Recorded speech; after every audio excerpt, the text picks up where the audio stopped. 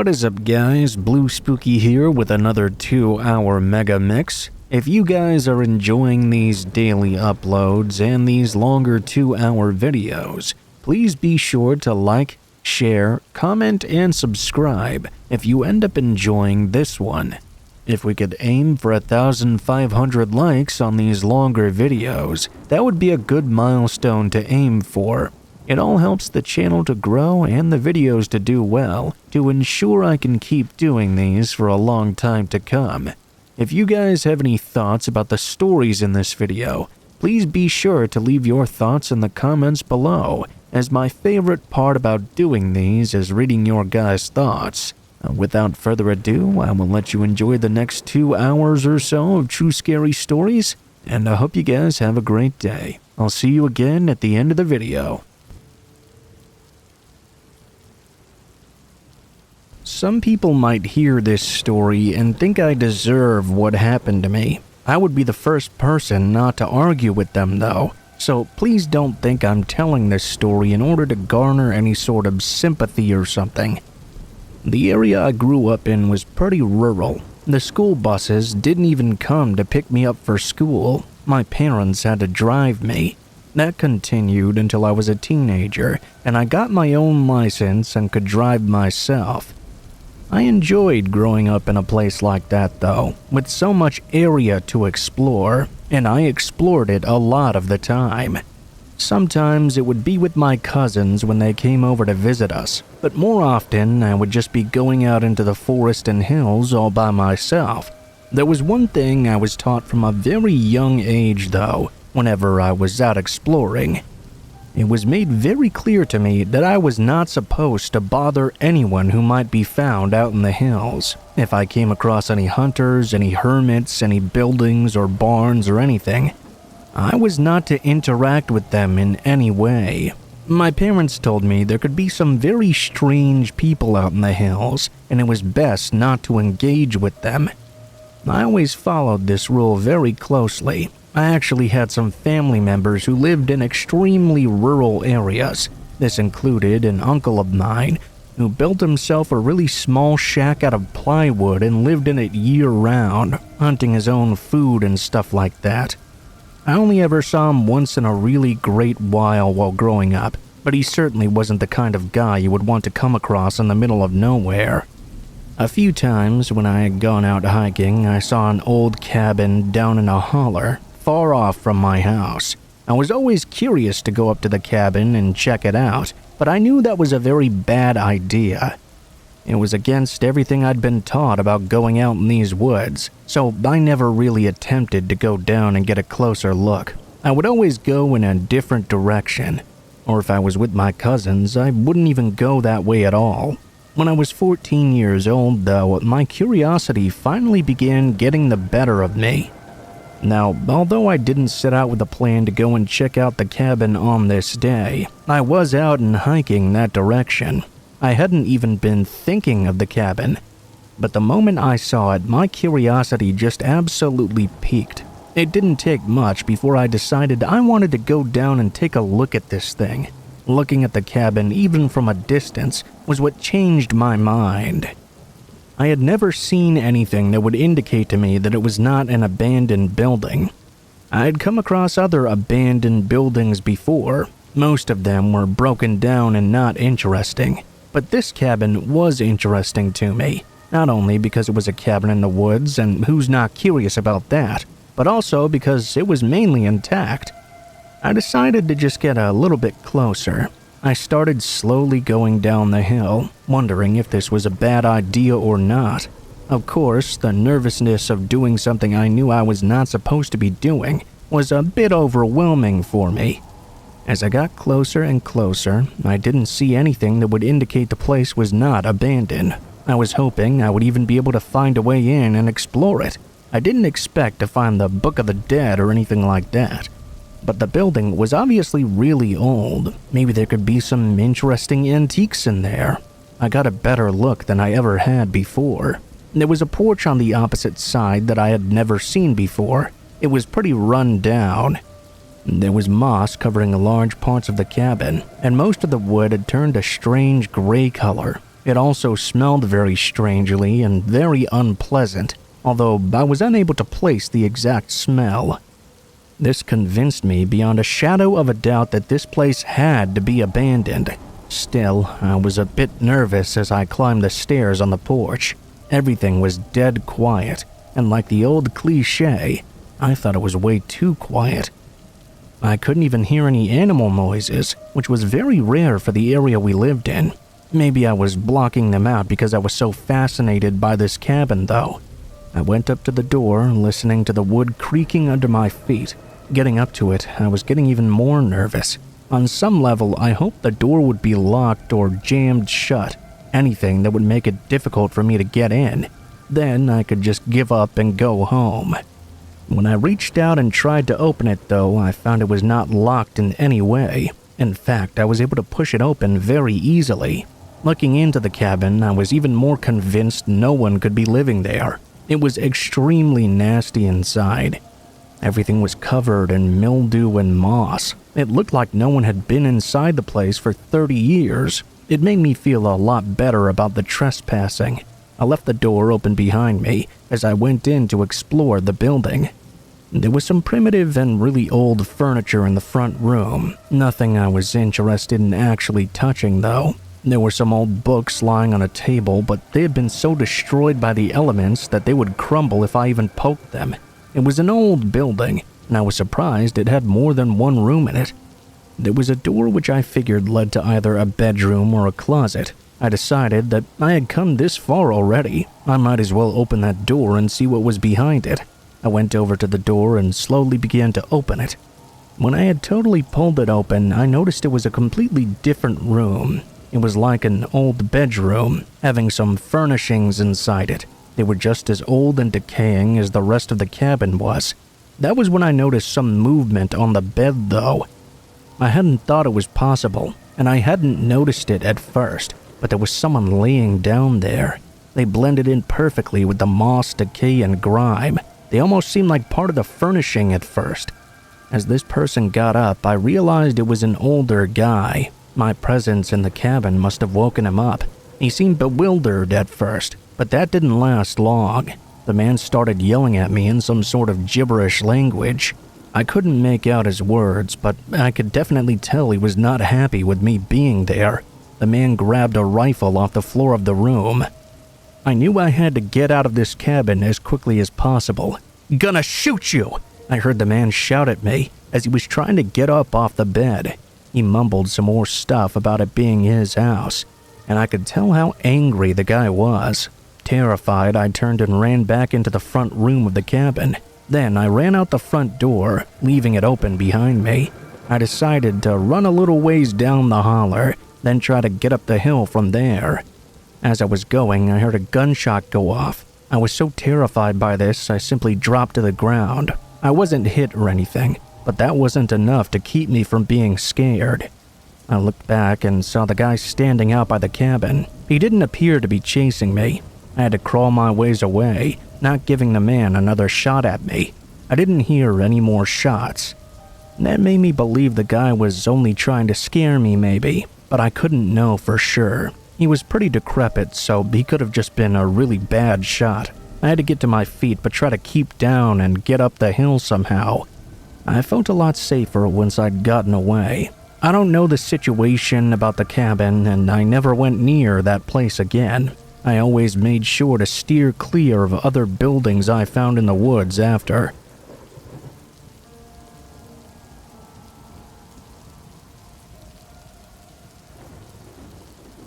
I was 12 when I flew on a plane for the first time, or at least the first time I remember flying on a plane. We were going to visit SeaWorld in Orlando, Florida, and I was really excited. It would be our first family vacation in quite a long time, and I looked forward to the days off from school to spend some time with my family. I was a bit nervous about flying because I didn't remember how it had gone the first technical time, but my parents assured me the process was simple and that I'd be perfectly fine. All we needed was to pass through security and then it would be smooth sailing. At least I thought so. We'd done the whole thing of taking off our shoes, putting any extra items from our bags into the bins, and putting our luggage through the X-ray machine. Everything was going fine, so my parents said the last thing we needed to do was go through the metal detector, and then we'd be free to go. When it was my turn, however, the machine beeped, and an older man dressed in a TSA uniform stopped me. He said he would need to give me a pat-down. I motioned to my parents to wait for me while he took me to the side. My mom looked like she was about to say something, but thought better of it. Maybe one of my zippers had messed with the machine, or perhaps it was just a misfire. Of course, these things I'd only thought of in hindsight years later. In the moment, I was really nervous. I'd never gone through something like this before, but my parents assured me from across the machine that everything would be fine and to do what the agent said.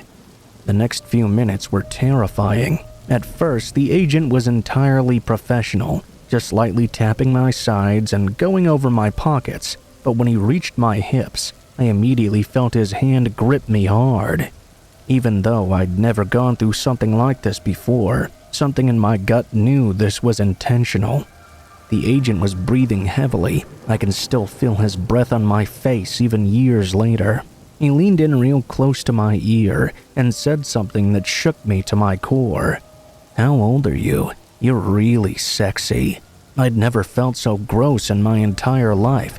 Even after I went through my teen years and all that came with it, I remember squeaking out a random number. The guy frowned and let me go with a big sigh. I ran over to my parents, feeling like I might cry, but not wanting to let the guy get the satisfaction of seeing so. My mom immediately honed in on that fact. She knew well am I about to cry face. She took me to the bathroom for some privacy and asked me what was wrong. Thankfully, the bathroom didn't have too many people. Once they left, I was able to let it all out. My mom hugged me as the tears stained her shirt and told me, "We'll fix this. It'll be all right." Once I'd cried my lungs out and she helped me clean up, we exited the restroom to meet my, at this point, very concerned dad. My mom brought him up to speed, and as soon as she mentioned what the agent said, he stormed back to the security line and demanded to speak to someone in charge. I didn't want to be anywhere near that guy again, so me and my mom stayed back and kind of out of sight. The guy was still at his spot near the metal detector, and when he saw my dad storming towards him with a furious look on his face, his eyes went big as saucers and he called someone on his radio. My dad lost it on the guy, swearing and making sure everyone around them knew what he'd done. Now, my dad's not a violent man, but I swear if that guy said one more word before a supervisor came, he would have knocked him out. The supervisor looked initially confused, but as my dad explained what happened, they immediately took action. 2 men grabbed the agent's arms and all but dragged him away, I think to an office. Security came to question us a moment later. Both my parents held my hand as I described what happened. The officers that interviewed us were very kind actually. They said they would deal with him properly and hoped we'd enjoy our flight. We tried our best, but needless to say, the excitement was shattered the moment that man touched me. The trip was fun, but I remember it being kind of muted. Like the shadow of that airport incident loomed over the journey. Everything went a lot better on the return flight home. I remember feeling so much anxiety though, whenever a TSA agent so much as looked at me. My parents must have felt the same way, because they stuck close to me all throughout. Luckily, the man from before was nowhere to be seen. The next time I go on a plane, I hope it stays that way. That goes for all creepy people at airports.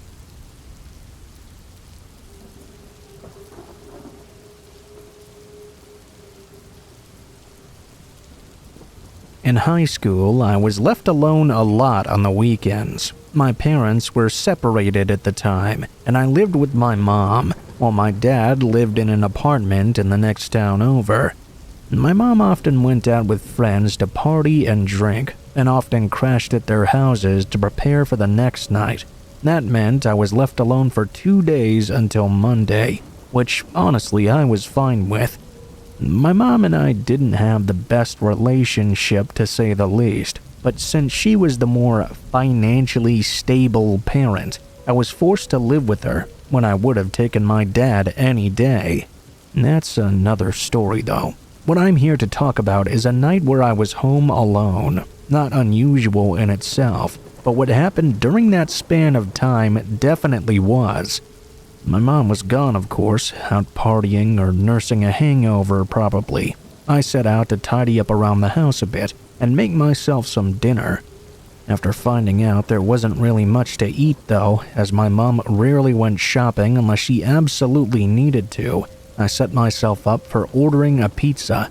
Luckily, the local shop delivered, so I thought I was all set to fend off my hunger for a couple of days. I ordered a large pizza with a side of pasta and watched a few episodes of Say Yes to the Dress while waiting. Cut to an hour later though, and my pizza still had not arrived. I called up the shop and they said they were running a bit behind, but my order should be there relatively soon. I said thanks and resigned myself to waiting it out, my stomach growling all the while. I was really gonna tear into that pizza as soon as I opened the box.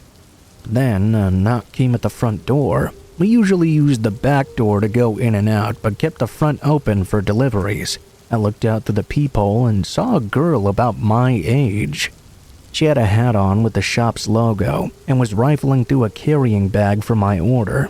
Breathing a sigh of relief, I opened the door. The girl immediately shot up to look at me, as if she hadn't actually expected me to answer. "Oh, here's your order," she said, thrusting the pizza and pizza boxes into my hands.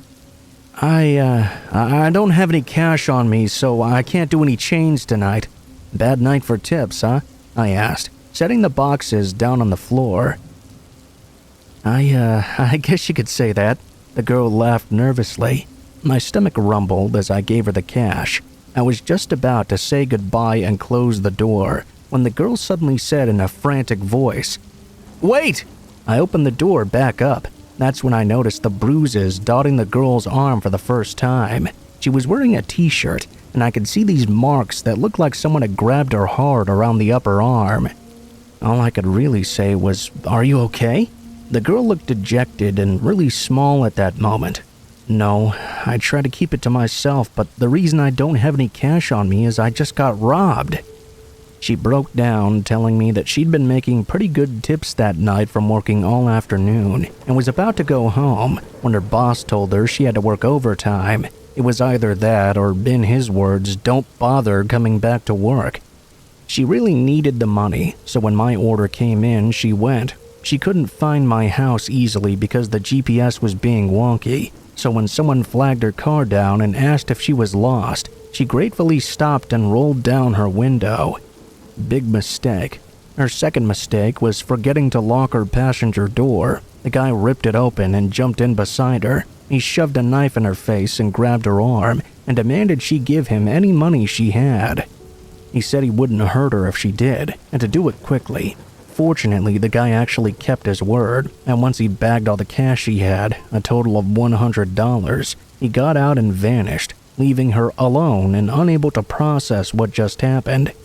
I didn't know what to say. The girl said she didn't know what to do other than to come to my house and see if she could use my phone. The whole event didn't even seem real. She didn't know how she was going to explain the whole thing to her boss either. She was scared she was going to get fired for it. I let her inside and gave her the phone to call her boss and the police, who came to pick her up and the car. I don't know what happened to the girl after she left. I don't even know her name. I hope she got out from under her shitty boss and found a better job, one where she won't be in danger of being robbed again.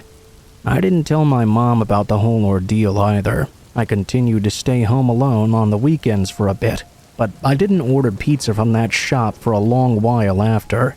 I felt bad the robbery had happened so close to my home, and I didn't want another delivery person to go through that just because I was home alone and a bit hungry.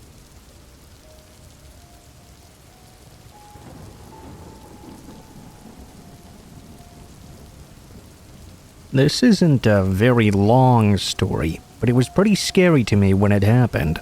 Hell, it still gives me chills when I think about it. I lived in a lot of places when I was growing up, both urban and rural.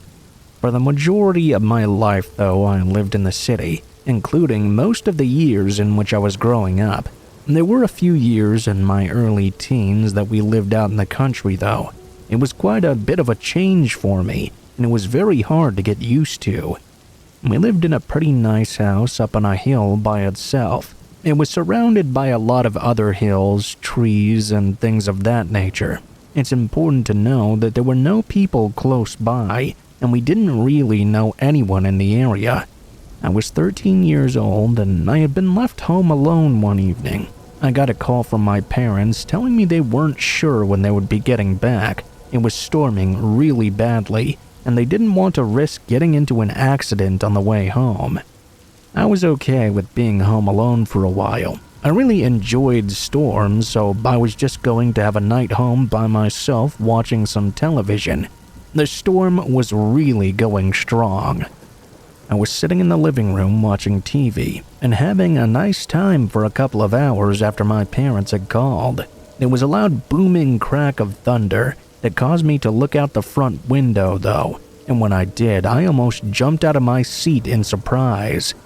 I could see there was a strange man standing at my window, looking in at me. After another lightning bolt flashed soon after, he was already gone. I could still hear him out there, pounding on my front door. It was a really loud and fast pounding. Well, I wasn't about to answer that door for him. I was really scared. I ran into the kitchen and grabbed a knife from the cutting block. I went and sat back down on the couch, facing the door with my knife pointed at it. The pounding probably didn't last very long, but it seemed like forever to me. I was really happy I'd grown up in the city and kept the door locked even when I was home. I wasn't worried about the guy going to another door. Suddenly, the knocking stopped altogether. It didn't come back either. The storm kept raging throughout the night, and I continued to sit there with the knife in my hand, not sure if the guy had actually left or not. I kept waiting for him to come back, but he never did, fortunately. That was the only really scary thing to happen to me back when I lived out there. It wasn't long after that we went back to the city.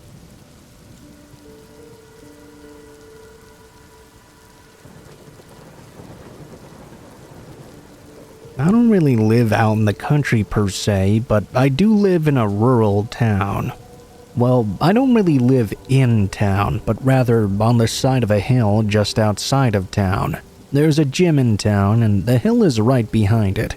There are a few houses up on that hill too, though not too close together. My house is on the very top. I also live by myself. I rented the house from the owner for about 10 years now, and have even stayed living there after this incident happened. And the reason I mention the gym is because I had a membership there. The gym was also open 24 hours, which I admit was a little bit weird for a small town. The best part about that, though, was that I could work out at any time of night and no one else would be at the gym. I much preferred working out alone, plus I've always been a night person. It was perfect for me. For the most part, I never really had any problem with it. Not only did this happen in the middle of the night, it also happened around the Christmas holiday. It was very cold outside. The people who live in this area are mostly used to warmer weather throughout the year, so they tended to keep indoors even more during this time than they did during the rest of the year. Normally, I would have headed to the gym around 11:30 or so I would get there just a little after midnight. I'd never learned to drive and still haven't to this day, so I always walked to the gym. On this night, though, I ended up leaving a little bit late. I'm not sure why. Probably something on the internet that caught my interest and kept me from leaving on time. Not an unusual thing to happen. There weren't any lights along the road up the hill. At the most, one of the few houses there might have their porch light on. Otherwise, the walk was a very dark one. I had made it so many times, though, that it was completely second nature to me. It was different this time, though, because of how hard it was snowing outside. That somehow made it seem even darker, if you understand what I mean. It's so much harder to see where you're going in the snow. Plus, you have to pay attention to where you're walking much more carefully. You don't want to take a slip, especially if you're walking down a big hill. It was very cold, very dark, and very quiet outside. I wasn't really scared though. I was used to being in the dark by now, and I knew that normally no scary things were out there hiding in it. As I walked by the other houses, I noticed that no one really was awake at this time of night. Not only were all the porch lights off, but the inside lights were all out too. I didn't have a chance of getting some extra light for seeing my way. After a while, I began to hear some crunching in the snow. It took me a few moments, but I realized that someone else was out here walking as well. That was unusual, but I didn't immediately think anything was wrong about it. There were other people living out here on the hill, so it wasn't inconceivable that someone else decided to take a walk at night. However, this was the first time I had ever encountered someone. Naturally, I turned to look around. It was no different than hearing any noise you would normally hear and turning to look at it, but I didn't see anyone there. I kept walking, and the whole time I could hear someone else walking behind me. Every time I turned to see if someone was out there, though, I couldn't find them. It was too dark outside, and the snow was falling too heavily to see much of anything. I didn't really think much about it, though. I just kept on my way. When going downhill, the first building you come to is the gym, so when I got to the parking lot, I sprinted over to the door. I scanned my card to get in, then closed the door behind me. As I was closing the door, I noticed someone walking up to the gym as well. He didn't come all the way up to the door though. He stood at the very end just out of my line of sight. It didn't really start getting weird until right around then. The guy out there was obviously not a gym member. He didn't have a card to get in, and he didn't try to get me to let him in either. I wouldn't have if he tried, but other people had tried in the past. As I was working out, he remained outside the building. That would have been weird enough, but he kept walking back and forth. There was lighting outside the gym, so I was able to see him better than when I was walking earlier. It didn't reveal much of anything though. All he was doing was walking back and forth, from one end of the gym to the other, his hands in his pockets and his hat pulled down to cover his face. I work out usually for about an hour and a half. First, I do 45 minutes of cardio with 10 minutes of cool down, followed by some weightlifting. The reason I mention this is because the man stayed out there the entire time. Despite the cold and snow, he did not leave. The entire time, he kept creeping around the building. Hell, I even tried drawing my workout out just to give this guy time to leave, but it didn't seem to matter. He kept himself right outside the place, walking right where I could see him. After the workout ended, I really didn't know what to do. I took a shower even though I would usually wait until I got home to do that. But this guy was still out there. I was worried. Even if someone else had come into the gym at this time, it wouldn't have helped. I would have still had to walk home, and if this person meant me ill, they would still be out there. I went into one of the tanning rooms, which had heavy wooden doors, and locked it from the inside. I wasn't sure what I was supposed to do. Eventually, I fell asleep in the chair. I woke up to someone pounding on the door. At first, I was terrified. That didn't ease up when I heard them telling me they were the police. I mean, if someone was trying to get through the door, they would have been able to lie. I did go ahead and open it though, and it really was the police. Turns out, while I was hiding in the tanning room, someone had busted open the glass door. They were gone, however, by the time the police showed up. They had already checked the cameras, and it showed them it was not me who did it, so I didn't get into any trouble. They weren't able to tell who the intruder was, though, and wanted to know if I'd seen anything. I explained to them what I had seen earlier, which didn't really help since I never got a great look at the guy. It got further bad because I was too scared to go walking out at night for a while. I had to adjust my schedule and work out during the day. It's even worse, thinking it might have been someone who lived up on that hill. Unfortunately, I never found out who it was, and that made things difficult for quite a while after.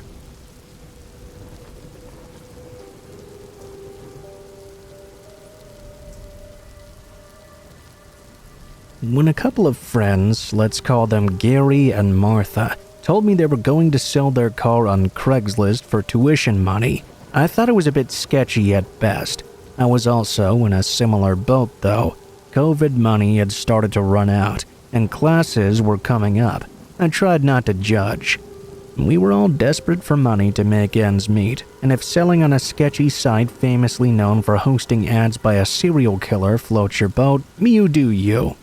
Anyway, I tried really hard not to judge. Lots of people have sold and bought things on Craigslist without any trouble, so I wished them luck, but kept tabs on how the situation was going from time to time.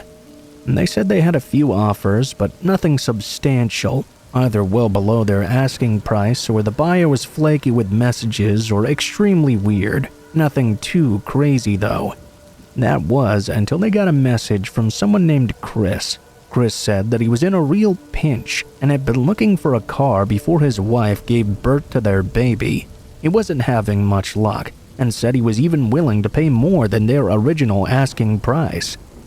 My friends were thrilled and messaged him back right away to set up a time to meet and look over the car. They thought they'd really hit a stroke of good fortune. I was optimistic for them and hoped Chris liked the car. From what I heard, they were going to meet that Friday afternoon, about a week after their first message. Chris would be getting a ride from a friend, and they planned to take the car for a test drive around the block before making any final decisions. My friends thought this sounded reasonable, so they busied themselves with cleaning the car and making it as nice as possible. They told me about the travel courses they could take with the extra money. They'd been eyeing a 2-week cultural course in Costa Rica for quite some time. As far as I know, they were probably registering for it as they messaged me. However, the day didn't quite go as planned. Martha was called into an extra shift at work, meaning Gary would be home alone to meet Chris and his friend. Gary thought it would be alright if just a little awkward, as Martha was usually the social butterfly of the two. He told her he'd push through it though, and she went on her way. Gary later said he waited a long time for Chris to show up. They lived in a house-style apartment down the street from campus, basically a house split in half the vertical way, with a pretty open parking space. You couldn't miss it if anyone turned in. Chris was supposed to get there by noon, but he turned out to be an hour late. Gary happened to be looking out his window, just on the verge of calling and canceling, when an unfamiliar green Chevy pulled into the parking space. Gary was just relieved it didn't end up being a waste of time. He went out to greet them. Chris looked exactly like who he said he was, a young man in his mid-20s. He had short, cropped brown hair and a skinny frame, essentially an average father-to-be looking man. His friend was a slightly bigger guy that didn't seem to have a lot to say. They went over to the car and Chris seemed to like what he was seeing. Gary said he almost gushed about how his wife would love it, how it was perfect for the baby and all that. It was almost overwhelming. Anyway, they went for the test drive to seal the deal. Chris hopped in the driver's seat while Gary sat shotgun. Chris's friend took the seat behind Gary, and off they went with Gary directing. The plan was to take a couple of turns around some side streets, go through campus, then turn around, and take a parallel road back to their apartment. Everything seemed to be going fine at first. Chris was still talking Gary's ear off, and Gary was thinking the sale was all but final. The friend was still quietly idling in the back seat. Campus was pretty busy that day, so they got some good testing of the brakes due to jaywalkers. Chris didn't seem to mind. The problem came when they were supposed to start heading back. Gary directed Chris to the turn, but instead of taking it, he shot right past it and started to head out of town. He said it was because they wanted to do a little more driving, to see how it did on more remote roads. Gary felt a little weirded out, but he thought he might as well go along with it. Wasn't much he could do anyway. They continued to drive.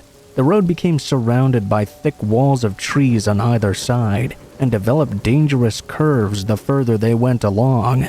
Chris had gone completely quiet at this point. Gary was really starting to sweat. He didn't know what was going on here exactly, but this was not what he'd signed up for. He told Chris he wanted to head back to make the sale final and clean up before Martha came home, but Chris ignored him. He started to reach for the door handle, but Chris pushed the driver's side button to lock it. Gary asked him what the hell he was doing, and that's when all hell broke loose. Chris's friend in the back seat lunged at him with something like a wire in his hand and tried to wrap it around Gary's neck. He saw black spots at the end of his vision as the wire started to dig into his skin and tighten around his throat. He remembered flailing his hands back at the guy, slapping, scratching, punching, anything to get himself free, but it was no use. He couldn't get a breath in. His entire face felt hot, and he could hear pounding in his ears. His eyes started to roll back in his head. He could vaguely hear Chris shouting something like, "Stop, you're gonna kill him, dude!" That's when Gary blacked out. He doesn't know how or why, but against all odds, Chris's accomplice stopped and he somehow survived. He woke up lying on the side of the road somewhere outside of town. He was filthy and covered in mud. It was the late afternoon and raining, so he must have been out for quite a while. He said he sat up eventually and looked around. He was surrounded by trees with no civilization in sight. Chris and the car were both gone. His neck throbbed and ached whenever something brushed up against it. He didn't know how far he was from town, so on stiff and sore legs he got up and started walking. Thankfully, he was going in the right direction and soon saw the towering campus buildings in the distance. He said he almost cried and laughed at the same time when he saw it. Martha was frantic when he got home. He left his phone and wallet on the counter and didn't leave a note, so she didn't know where he possibly could have gone. When he told her what happened with Chris, she just collapsed and sobbed into his chest for a while. Though they did make a police report, they eventually just said screw Chris and screw the car when nothing came up. They and I guessed that carjacking them had been the plan all along. It worked out better for them to get Gary alone and vulnerable. I'm not sure why the friend was so violent about it, but we concluded it was better not to question it. Long story short, my friends don't sell anything on Craigslist or online without a valid ID anymore.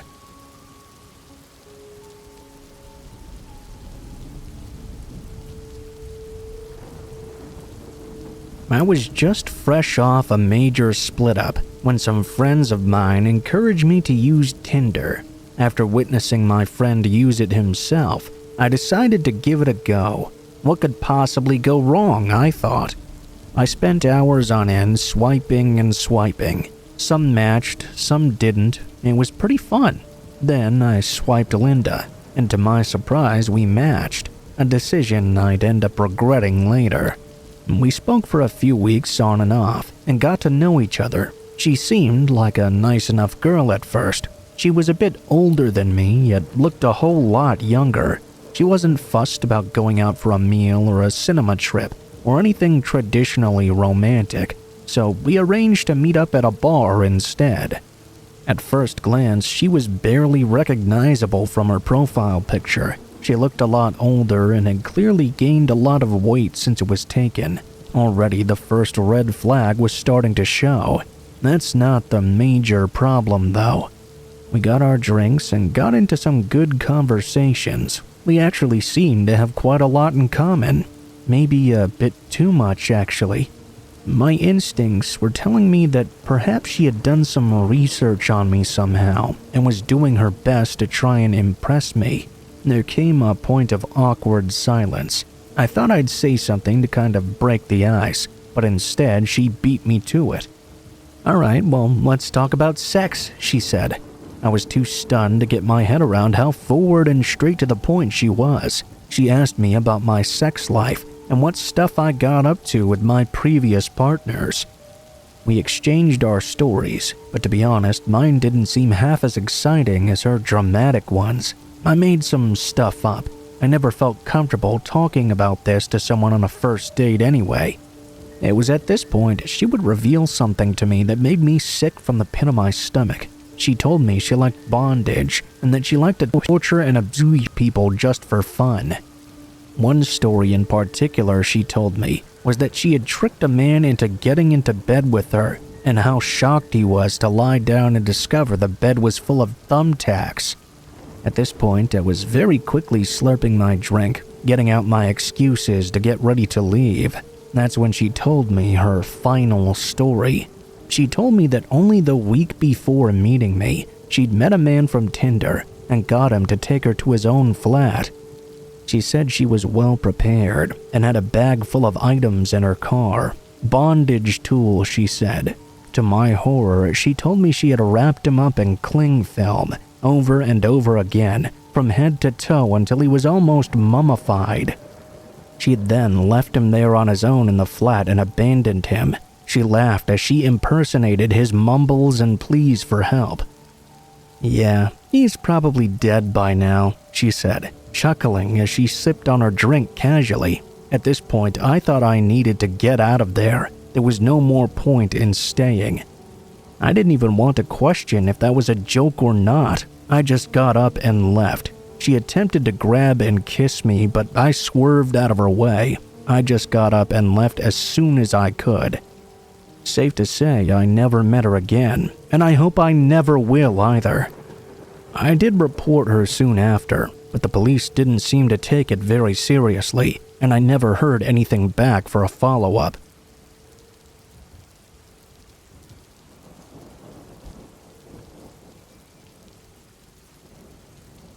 The story I'm about to share with you happened just a couple of months ago, so the events are still fresh in my head. I also want to state for the record that my girlfriend does not know the extent of the story I'm about to tell. I realize that some people may disagree with me not telling her the full story, but I'm trying to protect her peace of mind. My girlfriend and I just moved into a beautiful new home. I wish I could say that we bought the home, but we were just renting. Anything was better than living in the cramped apartment we were currently living in, though. We weren't looking for a new place to rent either. It just so happened that this place fell right into our lap. I wouldn't go so far as to say they were a friend, but an acquaintance of my girlfriend's father ran into him. This man, who we'll call Brian, told my girlfriend's dad about this great house he had bought, and asked her dad if any kids of his would be interested in renting it. Of course, knowing our apartment situation, he recommended it to us right away. We were a bit hesitant to see it at first. I'm not sure why. I guess the idea of moving into a place we weren't buying just seemed off the table, since we were both in school. As soon as we entered this house for the first time, though, we both fell in love with the place right away. It was way bigger than it appeared to be on the outside. The living room, dining room, and kitchen were all in the big open floor plan, which ordinarily I don't really care for, but I loved this one. The walls in the living room had this cool-looking built-in bookcase, and I don't mean just a little one either. It was the entire wall. The other wall had a fireplace. It was just such a great ambiance. I loved it even more than my girlfriend. Along with this beautiful floor plan, we were getting 2 huge bedrooms, 2.5 bathrooms, and a massive 2-car garage. Brand new appliances too, including a washer and dryer. The coolest feature, though, was the basement of the house. The house had a fully finished basement with a built-in theater. All the wires were already hardwired into the wall, and all you had to do was go down and press play. So now you're probably thinking to yourself, well, what's the issue with all this? It all seems amazing. Oh yes, all of that is amazing. But Brian, the landlord, was not so amazing. As I said, we fell in love with the house and told Brian we wanted to rent it. Conveniently, our lease was up in a month anyway. That meant it all worked out perfectly. This guy was really weird though. He was a single middle-aged man that just liked to spend money. He had more money than he knew what to do with, it seemed, hence buying this property just because he could do it. He was short, bald, and slightly overweight, but that's not what made him weird. What made him weird was his personality. He would just stare at you with this strange, uncomfortable look. He would go from extremely erratic and excited to not making a sound and getting a 1,000-yard stare. This may sound like nothing to you, but you had to be there. The look he got in his eyes was so unnerving. It was as if he was always contemplating doing something bad. Fast forward to the end of our lease. We moved in. Every landlord I ever had has been kind of weird, so I didn't really let his weird presence bother me. Besides, we loved this house so much. I didn't find out until we'd actually moved in, though, that Brian lived right next door. That was exciting for me. We moved all our stuff in one weekend, and by Monday we were all set up in our new home. It didn't take very long to feel right at home either. That's thanks to my girlfriend. The first week we were there was when I had my first encounter with Brian. My girlfriend is currently well underway with her nursing degrees, so to make ends meet, she bartends on the weekends. Some nights, she doesn't get home until 3 a.m. The first Saturday night of being in our new home, I was just lying on the couch in the living room, relaxing with our dog. It was probably around 11:30 p.m. She was still at the bar working. All of a sudden, I heard the front door open. I jumped off the couch trying to think why she would be home so soon, and to my surprise, there was Brian. He was just kind of standing there looking at me. I asked him if he needed anything and what he was doing. I was trying to show that I was a bit angry, but for some reason, I was also still trying to be somewhat respectful. My girlfriend's dad was kind of friends with the guy. A few seconds passed by, and he said in a low, drawn-out voice, I was just stopping in to see if you're settling in okay." I nodded, and then he slowly turned around and left. I made sure I locked the door behind him. I thought I had locked it earlier, but it's possible I'd forgotten that night. When she got home, I told her about the encounter, and she just kind of laughed. She said that Brian sometimes had a few too many drinks, and he'd probably just walked into the wrong house on accident. I was happy she was able to laugh it off, but I still felt uncomfortable. A week passed by, and I'd almost forgotten about Brian's surprise entrance. Around 9 that night, though, I heard a car door shut, and I looked out the window. I saw Brian walking into his house. I figured my girlfriend had been right. Probably just mistakenly walked into the wrong house. Happens to everyone every now and then. That night, I ended up dozing off on the couch while watching a movie. I was waiting for my girlfriend to get home from the bar. I was jolted awake a little after 1 to the door slamming. It was Brian again. He looked very angry and a little bit disoriented. He was wearing jeans and a torn-up tank top. He was in the center of my living room just standing there. By the time I got to my feet this time, I gave him some attitude. I grilled him as to why he was inside my house. He looked around as though I wasn't even there. I just wanted to see the place. Before I could lose it on the guy, he turned around and ran out of the house, slamming the door behind him. I was a bit freaked out and concerned. Was this going to be a common occurrence with this guy? My girlfriend was surprised to see me awake when she got home. I told her I couldn't sleep, and that's why I was still awake. I decided not to tell her about Brian visiting, though. I could tell she was under extreme stress from school and work, and I didn't want to ruin the only place she felt comfortable. The next few nights, I barely slept. I would toss and turn in bed constantly, getting up and checking the locks multiple times. A few nights after the last encounter, I got out of bed at 2 a.m. I went into the kitchen to grab some water, only to be surprised by him just standing there. Brian was in the kitchen, facing me and not moving. I can't even begin to explain to you the terror I felt in that moment. He was illuminated by nothing more than the light outside. Trying not to alert my girlfriend, I slowly put my hands up in a defensive position. Without any further words, he walked calmly out of the house and shut the door quietly behind him. I stayed in the living room for the rest of the night, just staring at the front door. The next day, I went over to confront Brian while my girlfriend was at school, but he was gone. I waited all afternoon, but he never came home. After a few days, he still had not come back yet. I casually mentioned to my girlfriend that Brian didn't appear to be home. She told me that he went on a trip to Japan for 2 months. If we needed him for anything, he'd given us the phone number of a friend nearby. Brian's been back home for about a week now, and I've yet to see him. I've been up most nights just watching and waiting for him to try and come inside. I will eventually tell my girlfriend when school calms down for her and I know that we're safe. I still plan on confronting Brian one of these days. I'm just trying to figure out what to say. If anything else happens or there are any further developments, I'll surely update everyone. Does anybody out there have any thoughts to explain this guy's behavior? Maybe he has some type of disorder, or maybe he's just flat out dangerous. Any advice would be greatly appreciated, because I don't think I can live like this for much longer.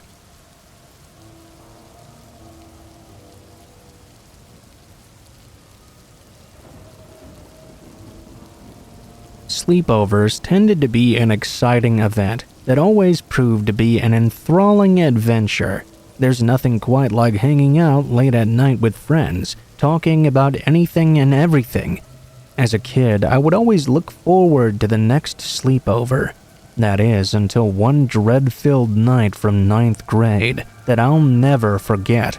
I've told this story a few times. Some people sort of shrug it off and tell me I overthink things, which might be true.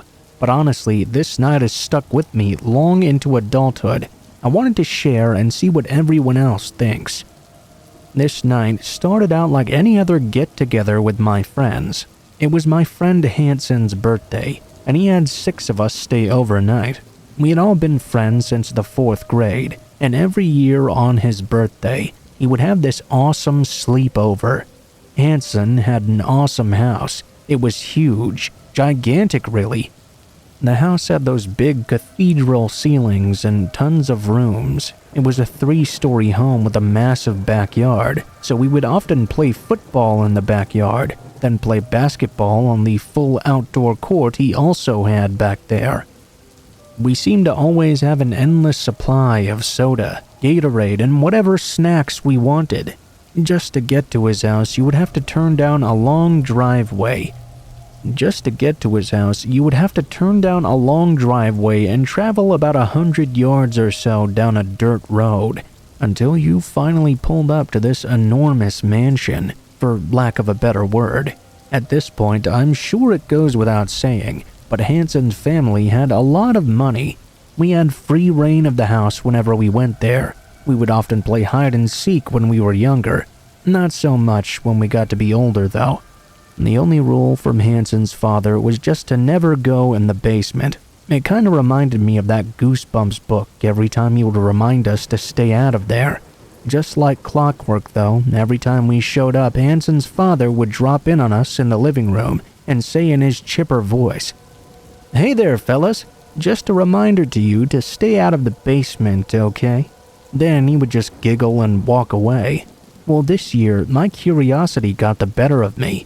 I asked Hanson what was in the basement.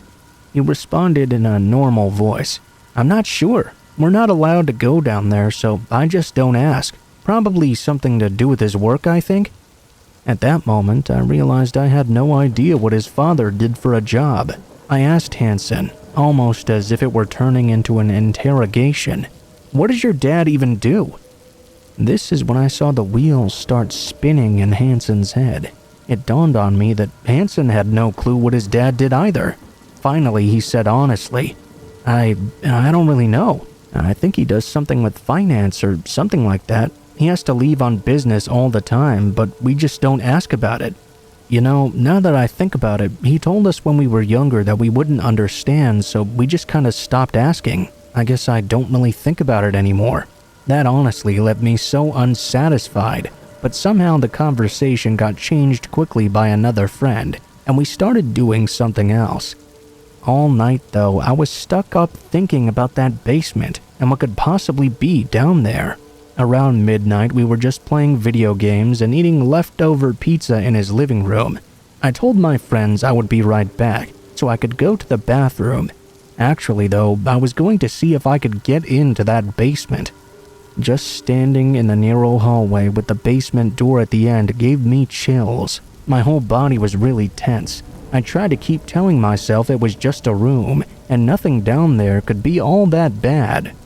I got close to the door, but before I even attempted to open it, I noticed there was one of those door cameras on that door, and it was sealed tight with a padlock as well. What on earth could he have had down in that basement that required such security? I walked back to the living room, and at that point I could feel my fascination turning into obsession. Finally, around 3 a.m. or so, we all started to crash. I was sleeping on the floor. Honestly, I liked being able to spread out. I didn't care if I had the couch.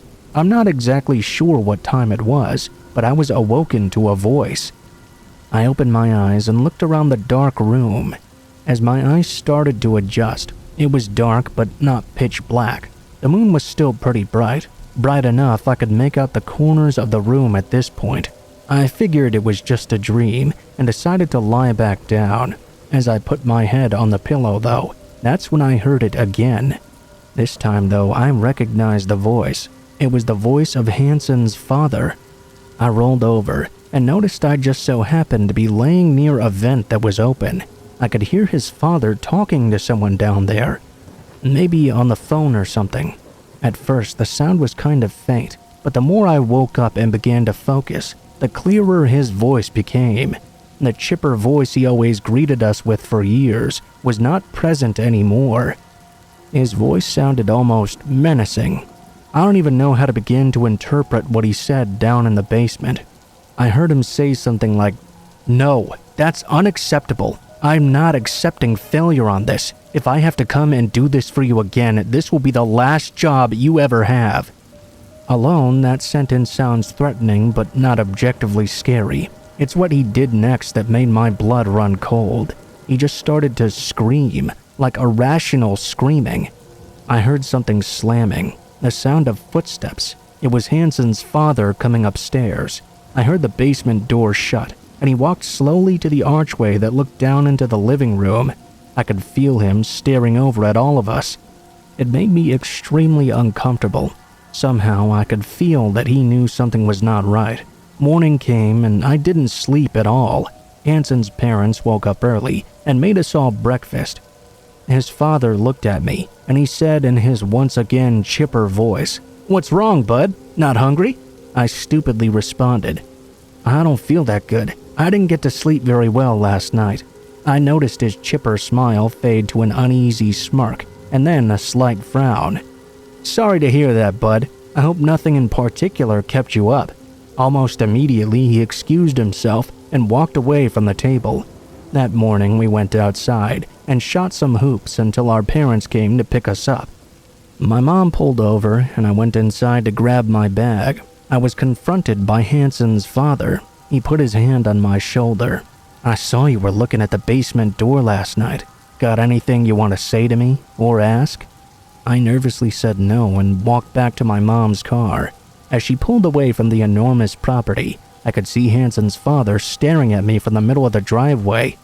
I mentioned this one time to Hanson at school, and he just sort of laughed and said his dad yells all the time. Every other time I went to his house after, his father never greeted us anymore. When 12th grade came around, Hanson left our school and moved away. He said it was for his dad's work, and that was the last time I would ever see him. We're friends on Facebook, but we don't talk much anymore. That story took place almost 20 years ago at this point. For years, I wondered if his dad was doing something shady down there, or if he had a really important, sensitive job to deal with. After all, I didn't technically see anything wrong. I didn't even really hear anything incriminating. It was just the vibe I got and the tone of his voice that gave me all these uneasy feelings. Does anybody out there have any idea what this could have been, or what Hanson's father could have been doing down in the basement? Anything would give me some peace of mind.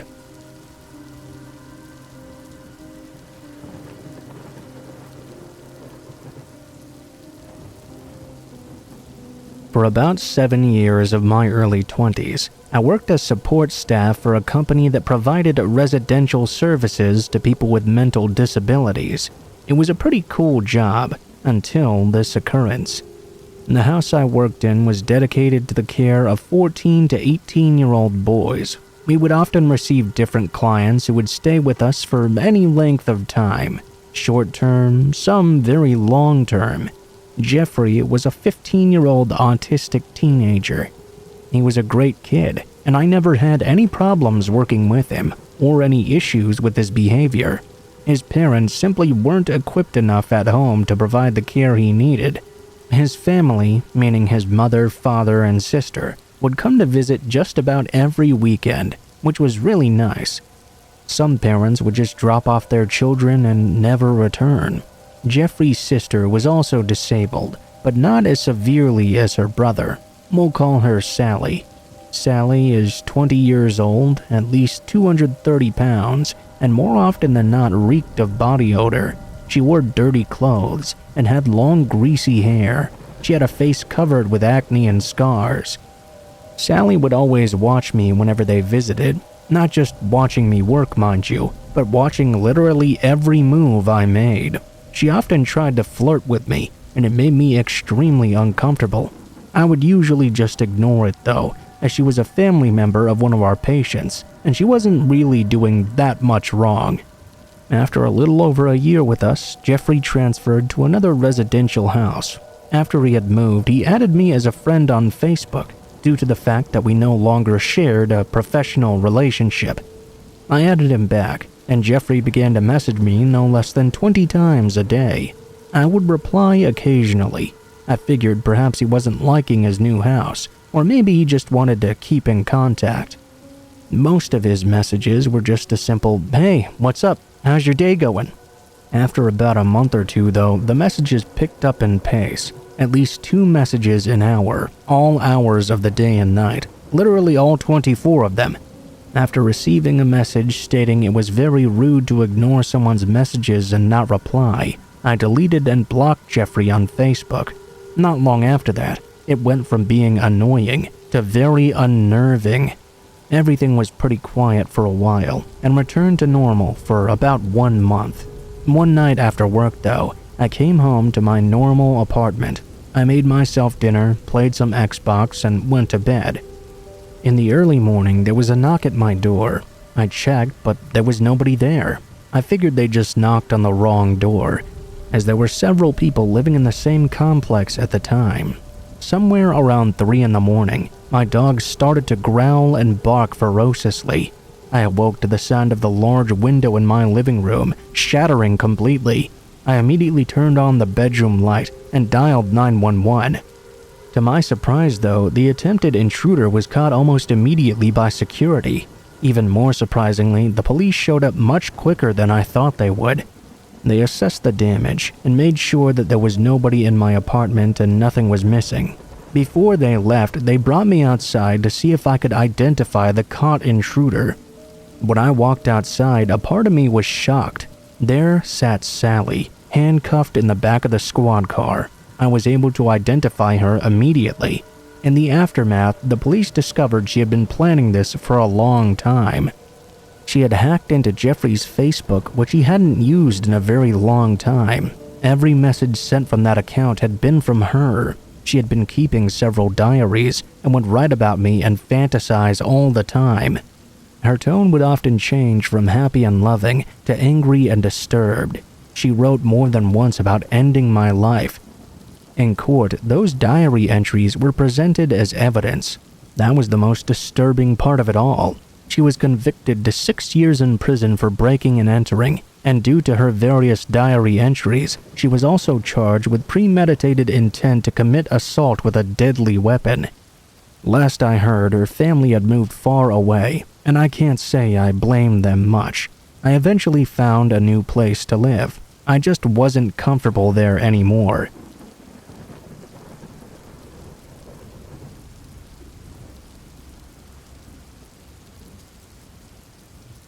Tensions were high around our apartment complex when I was around the age of 10. In a month's time, we'd had a man commit suicide, a partial fire in a building leading to reconstruction, and a child who had been hit by a car. Even at a younger age, I distinctly remember having a strong grasp on the bizarre events that were taking place. It had to be around spring of '97. My mom was single and raising me and my little sister, who was about 5 years old. She managed a different complex. She would pick us up from school and drop us off at our apartment when she returned to work for a couple of more hours. I have 3 older siblings who all moved out at this point. We had to keep an eye on each other at a young age. This wasn't really a new premise for me. There was no money for a sitter. The oldest just had to assume the role. That was me for the most part. We were really quiet kids. We played with our toys, watched a little television, and sometimes played Sega or Nintendo. On this particular afternoon, I recall playing with my Star Wars figurine, while my little sister was doing whatever in the same living room. Suddenly, the doorknob began to violently shake. My heart dropped. I remember that being the first time I ever felt such terror. I rushed to the phone and paged my mom, then dialed 911 to let the operator know someone was breaking in. The operator reassured me that help was on the way.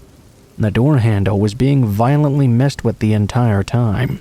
I was nervous if the deadbolt and flimsy chain would be enough to hold the door. Many loud bangs began to happen, as if someone was ramming their door with their shoulder and entire body. Then it just stopped altogether. The cops arrived shortly before my mom, only to find the maintenance man saying there was an air filter check. Now, the maintenance man claimed he announced himself verbally, but I knew that was horseshit. Of course, the cops did nothing. My mom's complaint with the office didn't result in the man being fired either. Unfortunately, this would not be the most unnerving part of the story. My mom said the guy would stare her down in the parking lot after and just smile at her. The whole situation creeped us out, and we wanted to move. We couldn't afford the expenses though.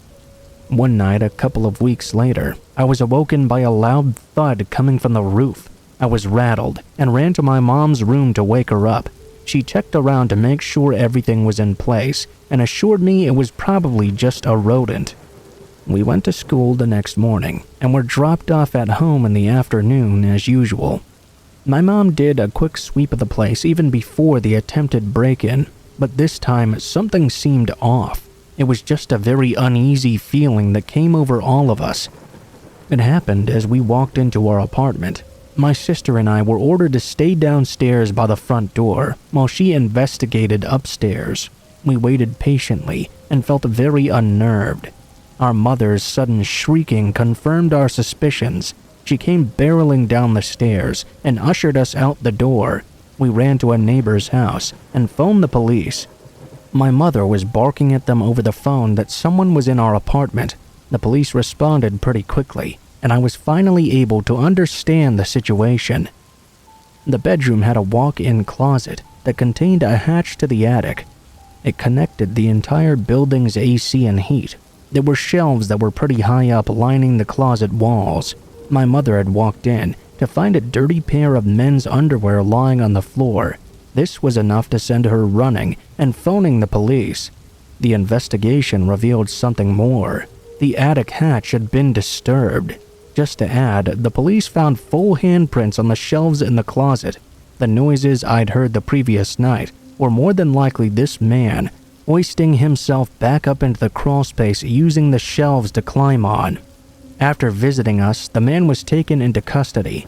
I don't recall what the sentencing was though. We ended up moving to my grandfather's house shortly after.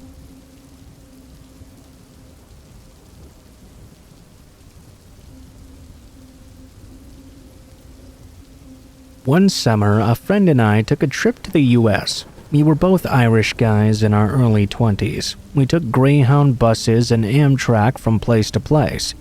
Since I'm the more organized one, I looked after our booking, tickets, and reservations. When it came to staying in Chicago, I thought I'd struck real gold by finding a room at the Hilton at a ridiculously affordable price. It seemed like a major upgrade to the places we'd been staying in so far. As we got off the train after our journey from New Orleans, though, I realized I'd made a terrible mistake. The hotel was in Addison, Illinois, not the Chicago neighborhood of Addison where we'd planned on staying.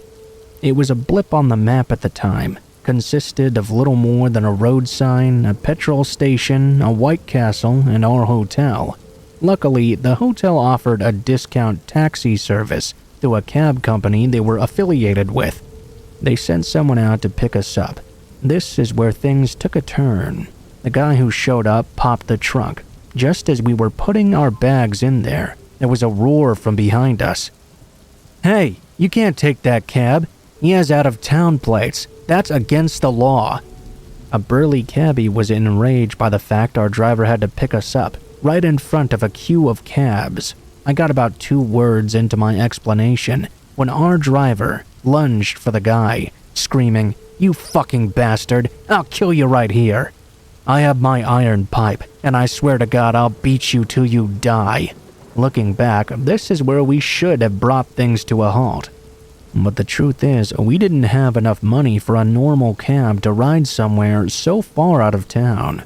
Being the 2 awkward Irish guys we were, we just got into the car and gazed in the opposite direction. We hoped the matter would resolve itself just fine. I'm not proud of that. After jumping back in the car, still cursing at the other driver, our driver gunned it down the wrong side of the street at rush hour, evidently making up for lost time, all while venting road rage in the direction of any honking horns. It seemed like the man had been drinking heavily, but bailing out of a car moving this fast genuinely seemed like a terrible idea. At some point, between claiming he should have been a race car driver and calling us pussies for wearing seatbelts, he told us a story about how he'd recently beaten the shit out of a customer who didn't tip him enough. In my head, I tried to play this off as just slightly unnerving, if not a terribly effective way of ensuring a fat bonus, but my friend was nervously counting a handful of sweat-soaked $1 bills. That gave me a sinking feeling. While I looked after all the booking and reservations, he was supposed to be responsible for things like taxi fares between us. We had enough cash to cover the trip before the tip.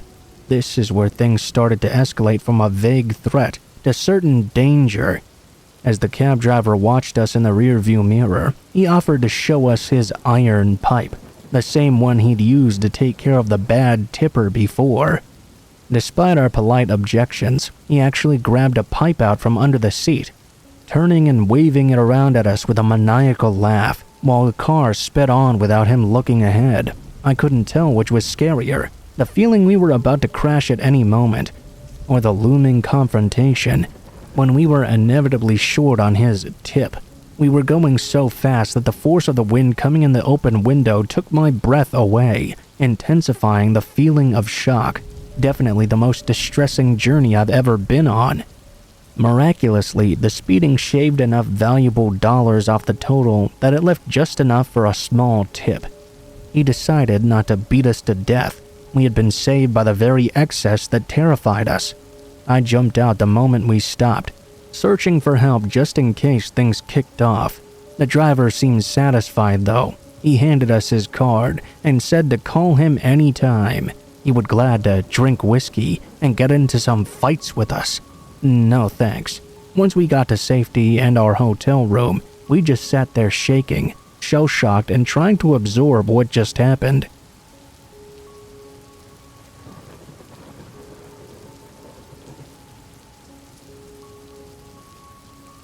This happened 3 years ago, when my twin brother and I were 15 years old. Our bedrooms are situated right next to each other on the bottom floor of the house. My parents' master bedroom is on the 2nd floor. One night, I was awoken to some commotion going on in my brother's bedroom. I sat up in bed, and a minute after I'd sat up, my mom walked in with my brother. It sounded like they were arguing about something. My brother had nightmares often back then, and this night he claimed he saw someone looking in through his window at him. He'd grabbed his cell phone and called my mom as the stranger stood there watching him. While telling her what was happening, I guess the person disappeared. My mom had a feeling he was just having a nightmare, but he insisted he had been wide awake and there really was someone outside. My dad investigated, but he didn't find any trace that anyone was out there.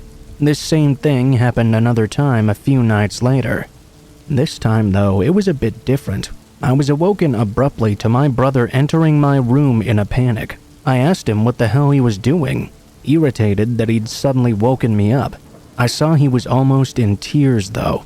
He was whispering, "That guy is back. He's outside my window."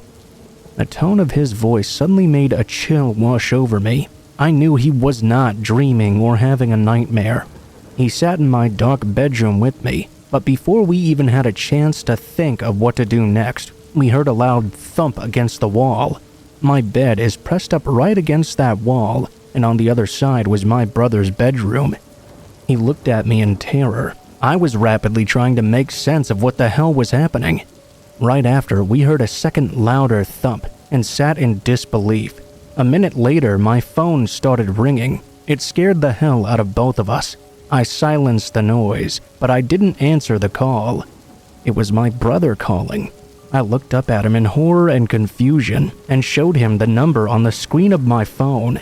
His eyes became wide and he started to tremble. I rejected the call and immediately called up my dad. He answered in a tired voice, and I told him someone was in our house. He asked me what I was talking about, not wanting to believe what I'd just said was a reality. I told him again, though. I heard him promptly rush down the stairs so fast.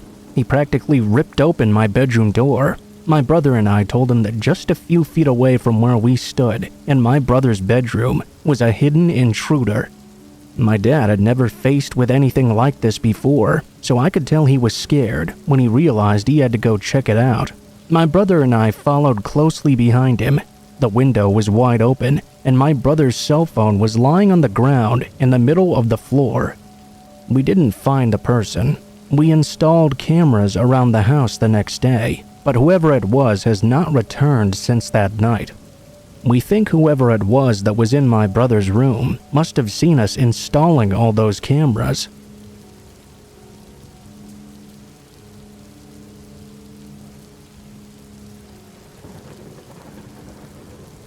When I was in my teens, my parents took a vacation, but left their cars in the driveway.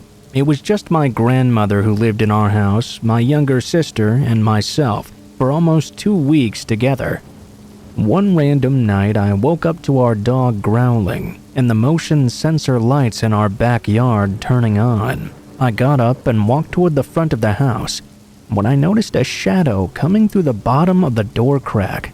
Somebody was standing on the other side.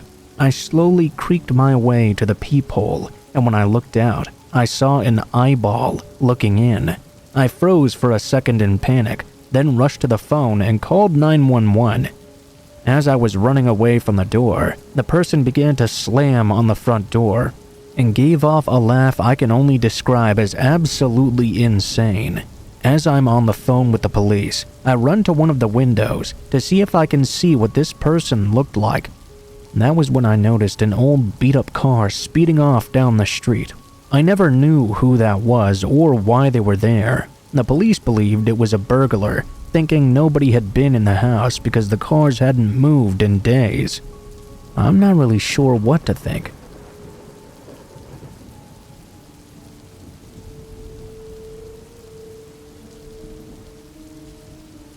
I was home alone for a weekend a few years ago while I was still in high school. After school one day, I was driving home. When I passed in front of my house, I happened to look up and see what I thought was a lady in white clothes in my sister's bedroom looking out through the window. I cautiously crept into the house and slowly went to her bedroom to check it out, but when I arrived, there was no one there. I was about ready to chalk it up to a ghost or something, but I pretty much forgot about it. That was until later that night when I got a call from a very panicked and scared neighbor. She told me that she too could see some random lady pacing back and forth in my sister's bedroom. I sprinted up to the room to check again, but whoever it was no longer there. I haven't seen hide nor hair of this mysterious woman in white since, and nothing like that has ever happened again.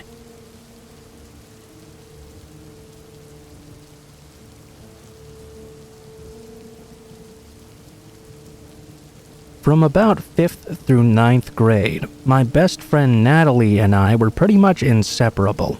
We lived only a few streets away from each other in an idyllic little town in the Midwest. It was the kind of place that feels like living in a time capsule of the 1950s. Charming homes with beautifully kept gardens, huge old maple and oak trees lining every street, and neighbors who actually stop and greet each other as they walk their dogs or mow their lawns. Summer block parties, kids playing in the street until dinner time, that sort of thing. Natalie and I used to walk to and from school together every single day. I often stayed over at her house for about an hour after school, while my parents were still at work. I loved hanging out at her place because her mom was the sweetest person ever. She would serve us delicious snacks, and we would tell her about all the hottest middle school drama. She'd even let us watch a TV show or play a computer game before we started our homework. Natalie's dad worked a lot and wasn't around often. But whenever I did interact with him, something about him seemed off on a superficial level. He was perfectly nice, friendly, and even funny. He had a great sense of humor and was always joking around with Natalie and I. He also joked around with the rest of our friends on the few occasions they were all around. But even though I didn't sense a single bit of discomfort from any of my close friends, I couldn't help but feeling uneasy in his presence. For one thing, he seemed a little bit too touchy-feely. It was subtle, but it was always noticeable in little ways that made me uncomfortable. Here's an example. One weekend, he took me, Natalie, and two of our friends to a cider mill. We picked apples, drank cider, and went on hay rides together. When the ride was over, Natalie's dad was helping each of us off the side of the wagon. I was the last in line. Something about the way he grabbed my friends by the waist and let his hands linger just a touch too long once they were already safely on the ground started to weird me out. When it was my turn, I just jumped off the wagon before he could even touch me. He looked a little surprised but didn't say anything. Fast forward to Natalie's 12th birthday party. She had a sleepover with about 10 girls there. We arranged our sleeping bags on the floor of her living room, since it was the biggest room in the house. The living room wasn't really closed off by any doors. It had a big opening that connected it seamlessly with the foyer in the front hallway of the house. I was sleeping near that hallway, which I wasn't too pleased about. I preferred to sleep surrounded by other people whenever I went to sleepovers. I've always been super afraid of the dark, and having everyone around me was like an extra layer of protection, as silly as that sounds. In the middle of the night, I was suddenly awoken by a hand pressing down on my arm. I didn't jolt awake or anything, but I did slowly open my eyes and turn my head to survey my fellow partygoers. They were all dead asleep, some even lightly snoring. That was when I began to hear a quiet giggling behind me. Still lying down, and now officially frightened, I turned my body to face the foyer. The opening in the wall that connected the living room to the foyer was a big sweeping arch. On the right side of that arch, I could just barely see the top of a man's head peeking out from behind the wall. I noticed his fingertips were spread out on the wooden floor, and he was crouching down. It was Natalie's dad. I honestly had no idea what to do. Was he just kidding around? Didn't it occur to him how creepy this was to do? Should I say something or just awkwardly ignore it and try to fall back asleep? Being my timid, non-confrontational preteen self, I decided to try the latter route first. I turned back on my other side and scooted in as close as I could to my sleeping friends next to me. Somehow I managed to fall back asleep, despite being obviously and understandably petrified. I'm not sure how long it was before I was woken up again. This time it was by a firm tapping against my temple. Knowing exactly who it was this time around, I tried my best not to indicate I was awake, struggling to keep my eyes closed. My breath was slow and deep. Again, I heard the same stifled giggling sound. This was particularly disturbing because it sounded almost manic. It was like he thought this whole routine was absolutely hysterical and could barely contain himself, even though he was a grown man. It had all the giddiness of a 5-year-old playing hide-and-go-seek with his older siblings. Yet again, I had no idea what to do in this situation. I wasn't sure if he wanted me to acknowledge him or what. I turned to face the foyer again and just barely caught a glimpse of his head disappearing behind the wall in that same crouched position. More giggling. I turned back and scooted even closer into one of my sleeping friends, partially waking her and causing her to shift around a bit. I hoped she would wake up completely, but she just turned over and quickly drifted back off. I pulled my sleeping bag tighter over my shoulders. I heard what sounded like someone shuffling on all fours down the hallway. I don't remember how I got back to sleep that night, but somehow I did. The morning finally arrived, mercifully enough. Natalie's parents made us all pancakes, but her dad was acting completely normal. He didn't pay any particular attention to me. He didn't make it a point to ignore me either. He just interacted with me like he always did. He was smiling, joking, and friendly. A couple of months later, Natalie had another sleepover. This time, I made sure to secure a spot in the exact center of everyone, far away from that front hallway. Later that night, I was interrupted in the middle of a deep sleep for seemingly no reason. I had been sleeping on my back. Suddenly, I opened my eyes and stared at the ceiling wide awake almost instantly. I was overcome with the most intense feeling of dread. I felt like I couldn't move. It was like my limbs were being weighed down by some invisible weighted blanket. Even though I knew I shouldn't, I slowly turned my head toward the front hallway. As my eyes adjusted in the darkness, I could see Natalie's dad and mom standing in the entryway, looking directly at me, with the most hateful expressions on their faces. Their arms were stiff and straight at their sides. I'll never forget how disturbing their faces looked, contorted into pure rage that only seemed to grow in intensity the longer I looked at their eyes. Their eyes kept narrowing at me. They showed all their teeth almost like a threatened dog would. After staring frozen for a good few seconds, I felt like I could move again. I quickly turned away from them and pulled my sleeping bag up high over my head, shaking. I barely slept the rest of the night. I never heard any noise or movement from the hallway, though. The next morning, it was all homemade pancakes and warm smiles yet again. I never told Natalie about any of this. I was pretty sure she would think I was either crazy or trying to prank her. Our friendship quickly faded a few years later anyway, which coincidentally was right around the time her parents got divorced. Recently, Natalie and her parents' divorce came up in conversation with my mom.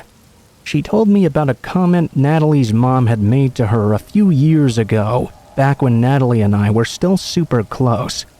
We had actually taken a few small road trip vacations together with our families.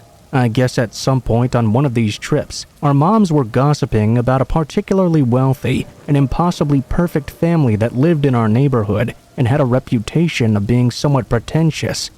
Natalie's mom was skeptical about their apparent perfection. She said, "Well, in this neighborhood, you never know what goes on behind closed doors." That comment is innocent enough on its face, but for me it adds an extra layer of creepiness given what I experienced with Natalie's parents.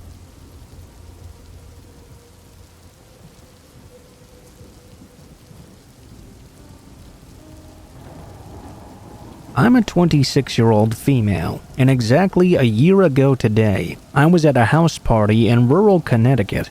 A family friend was throwing a college graduation party for their daughter, and had invited what felt like the entire graduating class to their 2-story home. It was an extremely spacious home, and felt kind of regal actually.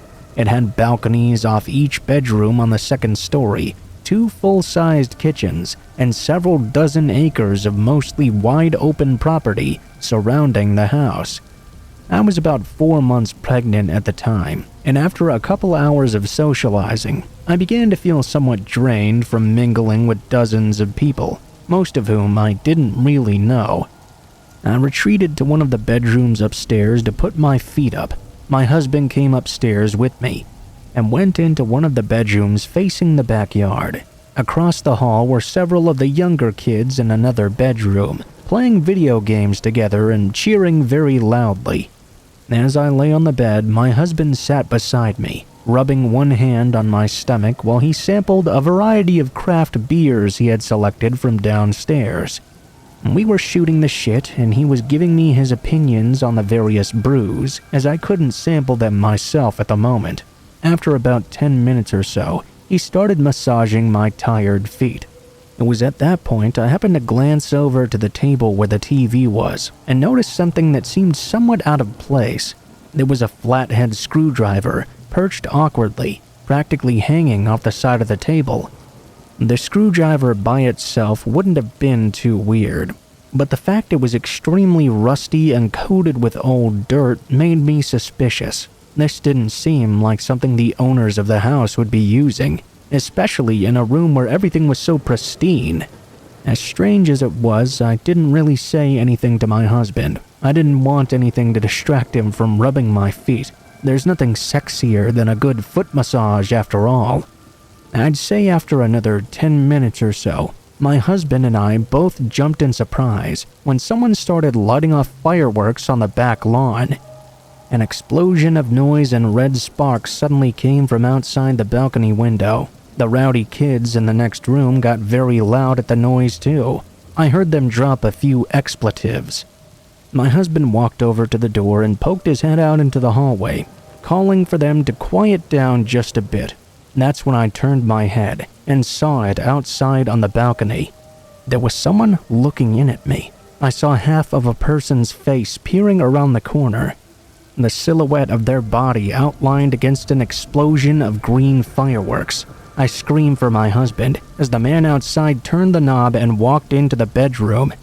The best way I can describe the way this man looked is how Brandon Lee looked in the movie The Crow. He was tall, thin. His cheekbones and jawline looked like they were practically tearing themselves out from underneath his skin. He had long, greasy black hair and torn, ragged black clothing with heavy boots.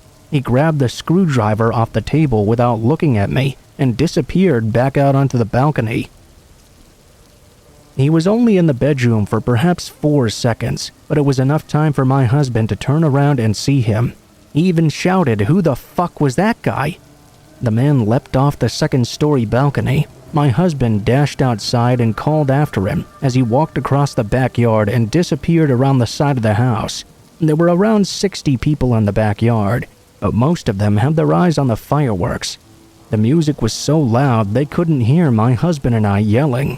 We immediately sprinted downstairs and told the homeowners, but they were half-plastered and didn't take what we said very seriously. My husband and I wanted to call the cops, but the owners blew off that notion like we were waiters offering them dessert. My husband returned upstairs and got all the kids to calm down.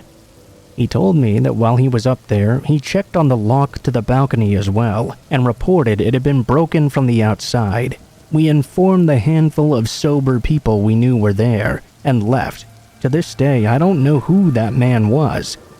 My husband suspects it might have been the eldest daughter's dealer, as it was her room we were chilling in. Frankly, I don't care who it was. He must have been out there on that balcony for at least 20 minutes, watching me and my husband as we sat peacefully inside.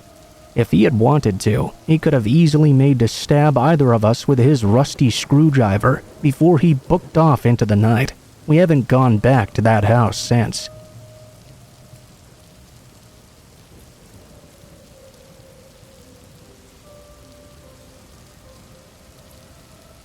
Growing up, I lived in a small town in a heavily forested area.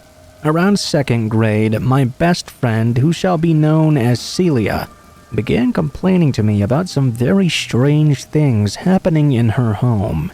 The first thing she pointed out to me was a small hole that appeared to be forming in the walls of her unfinished basement. The walls were made of a sort of brick cinder block type material, but expanding as if the bricks were crumbling.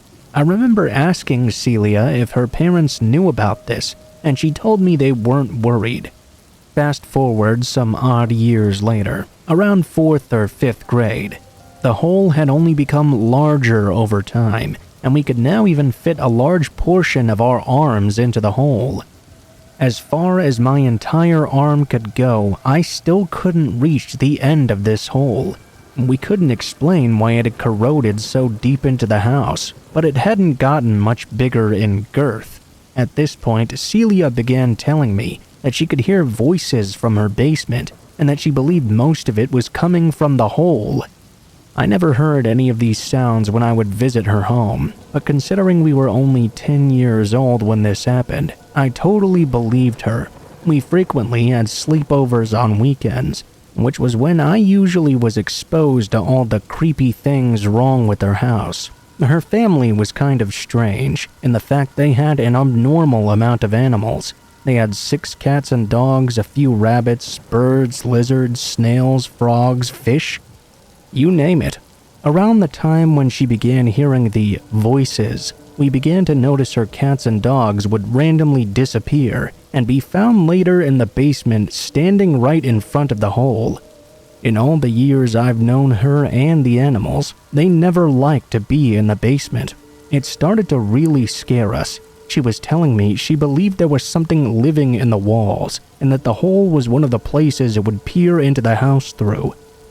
At this point in time, I did believe her, but I'd never really seen enough proof to be as scared as she was.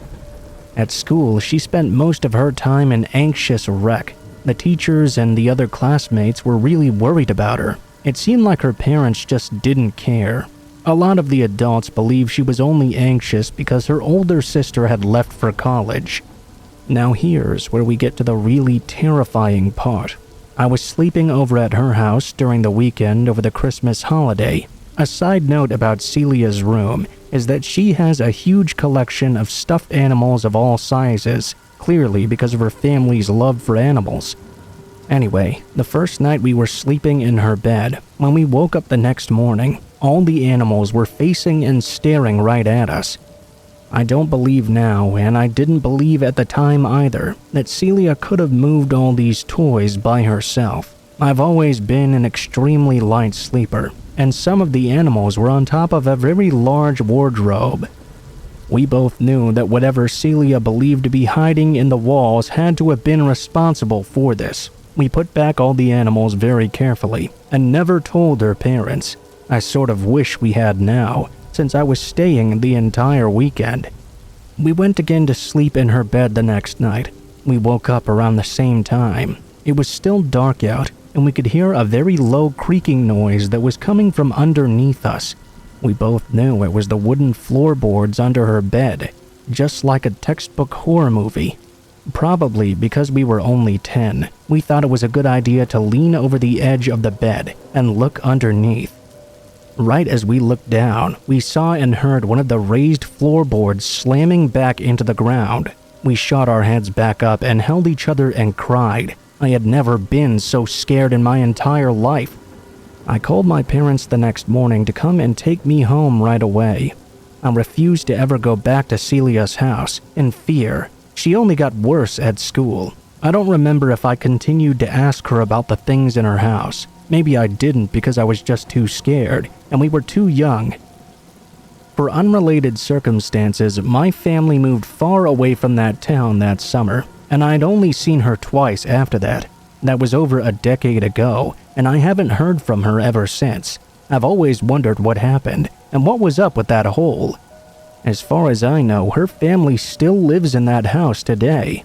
Many have suggested this might be paranormal or something. I tried to be very detailed and left out my personal thoughts on the matter.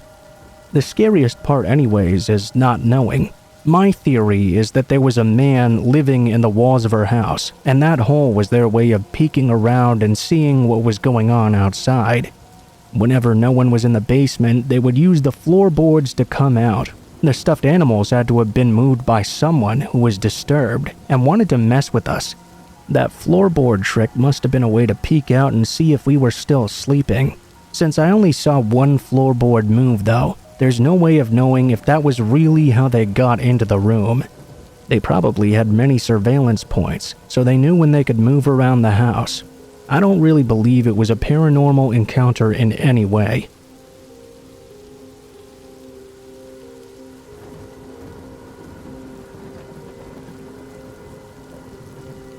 When I was about 8 or 9, an area near me opened up a new arcade. I was at the mall with my mom, and I don't remember why specifically. I asked her if we could stop by the arcade so I could play one of the games there. She gave me some quarters and I walked inside. She sat on a bench right out front. I'm walking about this arcade, trying to find a game I really want to play. Suddenly, this grown man walked up to me. Couldn't have been any younger than 30 years old. "Ma'am?" I looked at him confused. "You're so pretty." I didn't know how to respond. I was a little kid, and this was a grown-ass man. I mumbled out a frightened thank you and shuffled away. I asked my mom if we could leave right now. She was a little bit confused, but we left right away. On the way back, we decided to stop at a yard sale.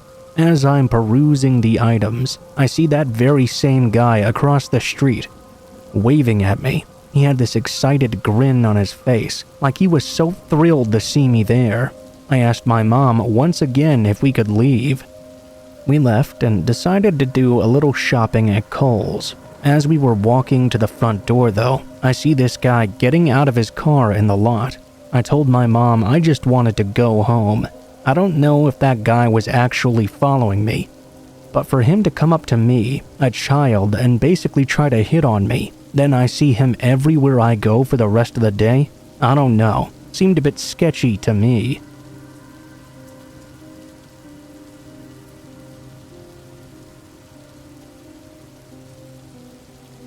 When I was 10 years old, my friend and I took a walk down to the Quick Stop, which was about 3/4 of a mile away from my house. We wanted to buy some Slurpees. When we were about 1 block away though, this beat-up looking white car pulled up right behind us and started honking its horn at us repeatedly. There were 2 skeevy looking guys inside. We got pretty scared and started hurrying toward the store. As we did so, the car accelerated straight towards us, driving straight up onto the sidewalk and barely managing to brake before running us down. All the while, the driver was honking and laughing. Needless to say, we were terrified. We ran to the Quick Stop. I told my friend to memorize the first half of the license plate number, while I memorized the second half. When we got inside, we asked the attendant if we could use the phone to call the police. He wouldn't let us. I asked him to call the police on his own because someone was following us, but he refused to do it. We waited for the adrenaline rush to die down, and then walked home without ever receiving our Slurpees. Fucking Quick Stop douchebag. We ran all the way home, looking over our shoulders as we did. I called the police once we got there, and they said that car had been seen doing suspicious things like this for quite a while. That was the first time they ever got the full license plate though. To this day, I still remember the license plate number of that car, and I get jimmies every time I see someone that looks like that driver.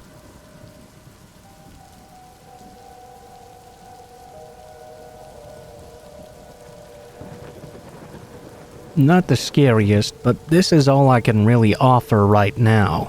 I was camping in May of last year. I was meeting up with my buddies, so instead of pitching a tent for only one night, I just slept in my car instead. I put my seats down, stuck my legs through the trunk, and cracked open my windows. Good night me. Some undetermined amount of time later though, my phone was in the front seat so I couldn't check it. I heard a loud grunting and what sounded like something walking on sticks around my car. I shit you not. I turned my head, only to see a massive grizzly bear staring me dead in the eyes. It was looking in through my window, with one claw hanging inside my car where my window was open. I was fucking terrified. We stared each other down, until eventually the bear just walked away. Knowing you're literally a few inches and a car's door away from being Leonardo DiCaprio'd was very unsettling. Needless to say, I could not sleep very well after.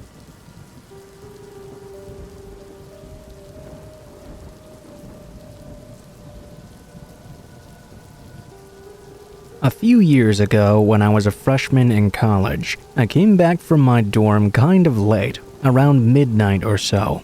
I had 3 other suite mates, and we had a suite-style dorm. That means a living room that connected to a bathroom and 2 bedrooms. 2 of my suite mates were still out for the night, and my roommate was in our room on his computer. I took a shower, but when leaving the bathroom and turning the lights off, I stepped into the living room. I turned off those lights too, intending to go into our bedroom for the rest of the night. As I turned off those lights though, I quickly turned around and noticed that all of a sudden I could see glowing handprints on every wall of the living room. I quickly flipped the lights back on, only to see no more handprints. Just as I was getting goosebumps popping up on my arms, a knock at the door made me jump. Sweetmate number 1 had just returned. "Hey, stand there and close the door. Take a look at this." Okay. I flipped the lights off and waited for about 5 seconds. All the handprints started to appear again. Holy shit, what the fuck, dude? I flipped the lights on again and they all went away. Now my sweetmate and I were both wide-eyed and extremely creeped out. We had been living there for 4 months and we'd never seen anything like this before.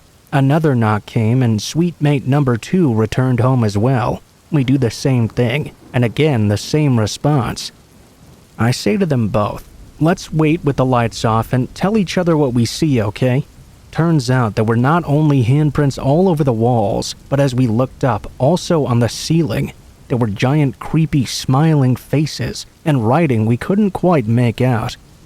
That was except for one phrase written on the wall right by us. "Get out." A good amount of yelling commenced.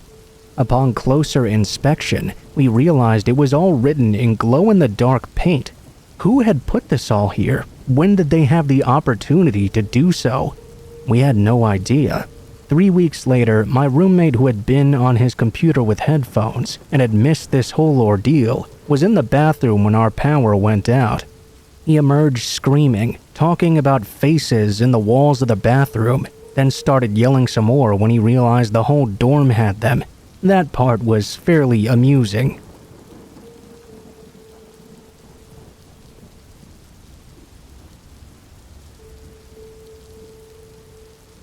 Last October, I took a trip from Washington State to Texas with my boyfriend. He had a great uncle who had passed away and left him a dozen acres of property or so in his will.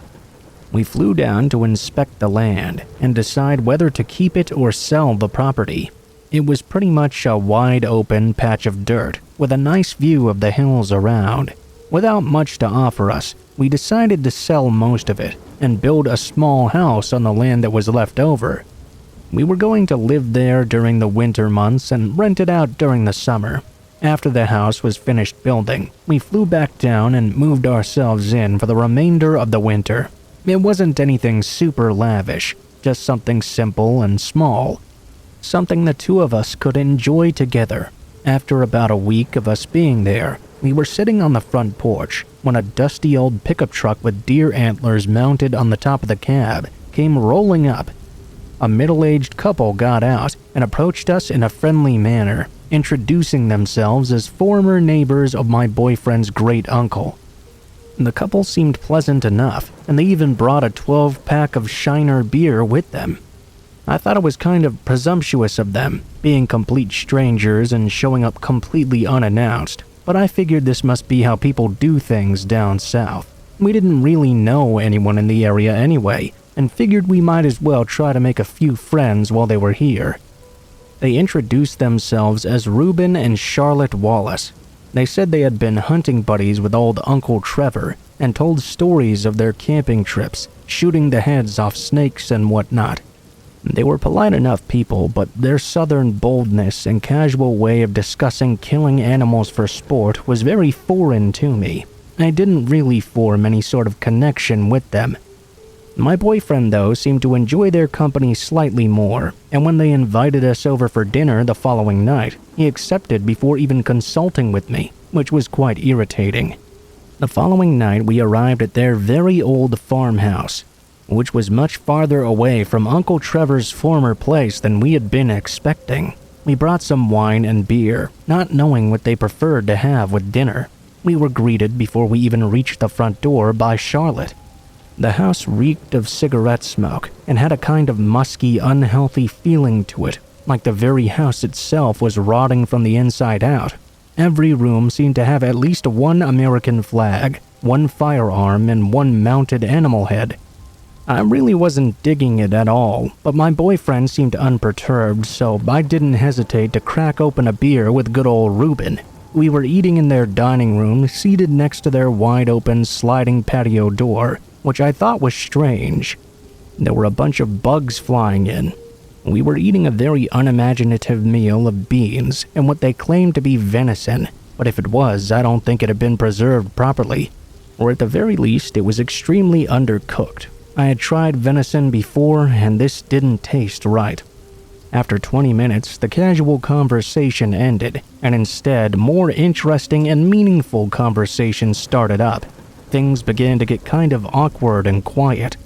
Ruben began paying more attention and stroking his beard, looking at us rather than the food. He began to ask us questions about the uncle's old house and personal possessions. If he had ever mentioned them to us, I began to get a very uneasy feeling in my gut that the Wallaces here were digging for information about old Uncle Trevor. They were slowly starting to drop that whole friendly southern neighbor act. My boyfriend didn't have very many answers for them, as he rarely spoke to his uncle when he was growing up. Instead of taking the hint, though, they kept on pressing us. Charlotte kept staring right at me, watching me eat as she shoveled food in between her gray teeth, hardly even blinking. I decided to excuse myself for a smoke and wandered outside out the open patio door. She said I was free to light up at the table, but I was already outside. I didn't actually want to smoke anyway. I was just using it as a signal to tip my boyfriend off that I was uncomfortable and wanted to leave. I wandered out around their backyard and walked around behind their shed, thinking I could at least snap some pictures with my phone of the horizon as the sun set. There was a terrible smell coming from the shed that practically made me gag. It reminded me of a forgotten dumpster that had been baking in the sun for years. I took a few pictures and casually started making my way back to the house, when I noticed about 15 or 20 pairs of shoes, mostly sneakers and cowboy boots, piled in a heap on the far side of the shed. I walked over to get a better look and noticed they appeared to be all different sizes. Some were so old and dusty I could barely make out what the original color was they had been. I got a sinking feeling in my stomach and cautiously pushed open the shed door. Inside, there were piles upon piles of clothes, hats and backpacks scattered all around the shed, like a nightmarish Goodwill drop-off location. Dark stains heavily covered the creaking wooden floor. I noticed the stains formed a pattern like a trail that led to the door, indicating that multiple things had been dragged out of this shed over time. I backed away, suddenly feeling very nauseous. My heart nearly failed me when Charlotte was suddenly standing right behind me. She started to say something along the lines of, "Now why did you go sneaking your head in there?" That's when I noticed she had a serrated knife in her hand. I've been taught self-defense for young women for many years, so before she could do anything, I struck the heel of my palm directly up to her nose. It was surprisingly fragile and broke right away, blood spurting into the air. I screamed for my boyfriend, who came running out of the patio door toward me. I kicked the knife she had dropped across the dirt and cried for him to run. We sprinted for the car and floored it backwards out of the driveway. Ruben appeared on the front porch and fired a shot from his rifle at our car. Fortunately, though, he missed. By the time he raised the rifle for a second shot, we'd made it to the road and drove like hell out of there. We didn't go home, but instead drove right into town to the police station, where I gave my statement. They sent 3 cars to the house, and we heard an exchange of gunfire over the radio. Ruben was killed at the scene in the shootout, but Charlotte was never found. The police couldn't locate her on the property. An APB was put out for her at local hospitals, just in case she sought treatment for her nose, but nothing ever came of it. We returned home for the night, and a police cruiser remained parked outside their house until dawn a few days later. A detective came by our house and determined that Ruben and Charlotte Wallace were fake names the couple had given us. They apparently were 2 fugitives wanted for several counts of attempted murder in Arizona. Apparently, they made a habit of patrolling the border and shot at any illegals they found trying to cross it. From there, it seemed like they brought the bodies back to their property for disposal. It turns out Uncle Trevor had known about their activities and had been blackmailing them to keep him quiet. I had to excuse myself to go vomit. I didn't know for sure, therefore I didn't say anything to the police. But in my bones, I had a distinct feeling they served us human meat that day. I can't really be sure though. For exactly what reason, I had no idea. But some reporters came to interview us. We refused to comment on anything. My boyfriend and I still spend our time between Washington and Texas. Though when I say we stay in Texas, we have 2 pit bulls sleep on our front porch to alert us if anyone unwelcome is approaching. To the best of my knowledge, they never found Charlotte, and if she's still out there, I pray that we never meet again.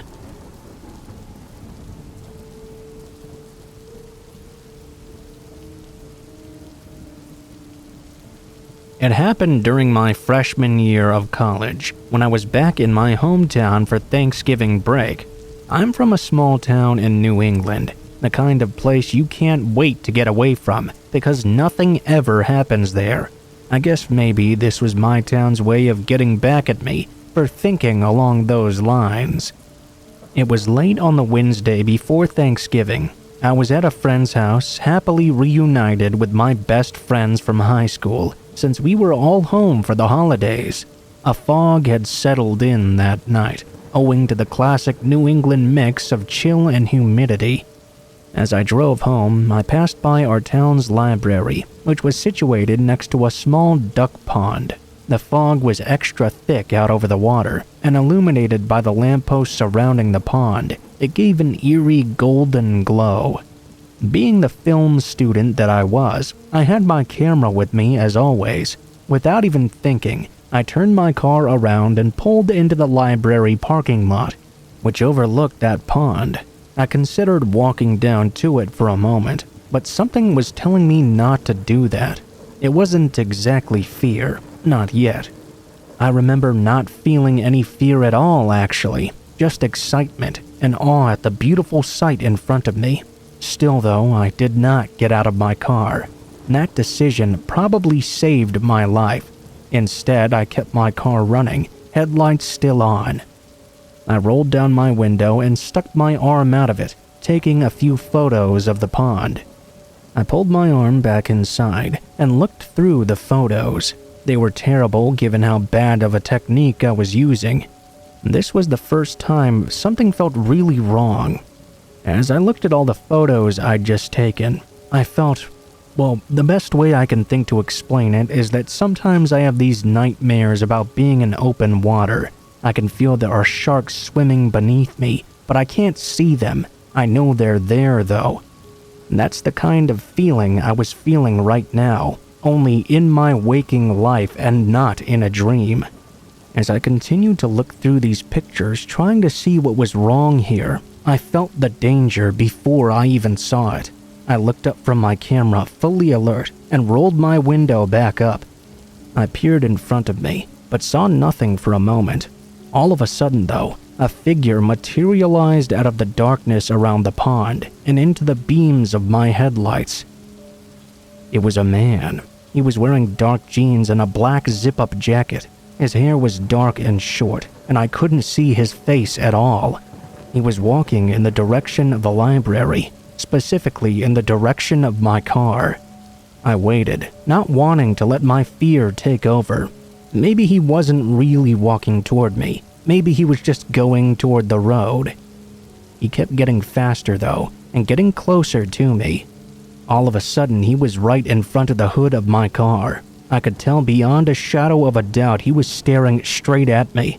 His face was expressionless, but the look in his eyes was intent, determined. The moment we made eye contact, I saw that look and just reacted. I don't remember feeling fear or panic, just suddenly being very alert. I never took my eyes off the man as I threw my car into reverse and spun out of the parking lot. I went the wrong way though. Instead of turning my car toward the exit, I'd spun around toward the back parking lot. Yes, there was another exit I could get to, but I would have to drive around the entire library to get there. Either that or reverse all the way out onto the road and risk hitting something. A tree, another car. I didn't want to risk crashing. Then I'd have no escape. I decided I would have to go around the library. It would take longer, but it was the safest option. All these thoughts went through my head in an instant. The man ran in front of my car. One of the biggest regrets in my life is not just running him over then and there. I put my car in drive and waited. He stopped running once he was right in front, then took his time and walked slowly around the hood of my car, staring at me the whole time. Our eyes followed each other, and he smiled the moment he was clear of the front of my car. Two things happened in that moment. He lunged at my car door, and I floored it at the same time. I remember the sight of my car sailing right past his outstretched hand. I drove as fast as I've ever driven, taking the corners at speed around the library. As I came out the other side, the exit was in sight, but the man no longer was. I drove as fast as I could toward the exit.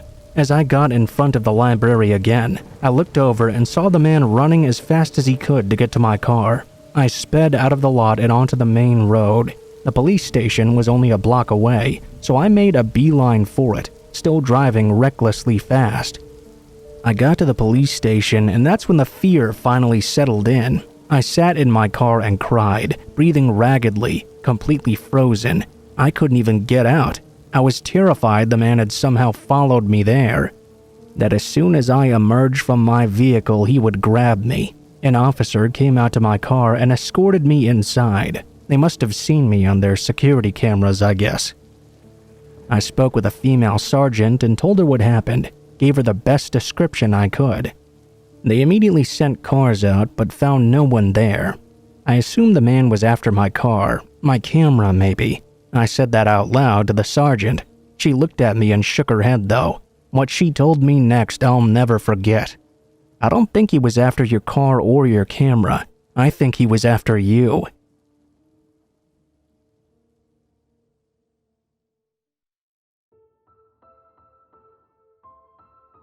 What is up guys, Blue Spooky here. Thank you guys so much for watching, especially if you made it this far to the end of the video. If you liked the video, please be sure to like, share, comment, and subscribe if you feel so inclined. If you have any feedback for me as well, be sure to leave that in the comments below the video. If you guys have a story you'd like to send in, or if you'd like to contact me for any reasons, there will be links to my social media in the description below the video, including my Facebook, Gmail, and Twitter accounts. Go ahead and send me a message on any of those, and I'll try to get to you as soon as possible. If you do decide to send in a story, please be sure to include in the tagline what the name of the story is if it has one, what type of story it is if it has one, and how you'd like to be credited in the description below the video. Please make sure to include as much detail as you feel comfortable with and try to use as much proper grammar as possible to make sure you have the highest chance of appearing in a future video. Overall, I think that's pretty much it for now guys, so thank you so much for watching, and I hope you guys have a great day.